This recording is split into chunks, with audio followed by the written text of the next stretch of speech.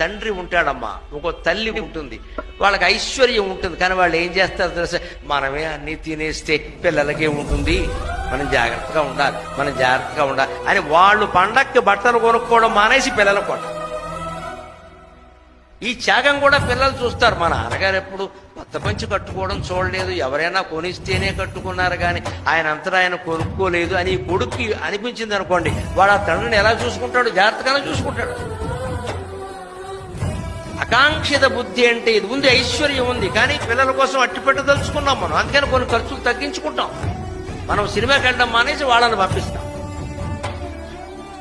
కొత్త దంపతులు ఇంట్లో ఉన్నారు అంటే పెద్దవాళ్ళు కొన్ని కోరికలు మానేసుకుంటారు. వద్దు వాళ్ళ కుర్రాళ్ళు వాళ్ళు సరదా పడుతున్నారు, వాళ్ళు వెళ్ళలేండి, మనం ఎందుకు, మనం కూడా పెడితే హోటల్ బిల్లు ఎక్కువైపోతుంది అని వీళ్ళు నాకు ఈ పూట తినాలని లేదురా అని తల్లి ఆగిపోతుంది. ఎందుకంటే డబ్బులు ఖర్చు అవడం ఇష్టం.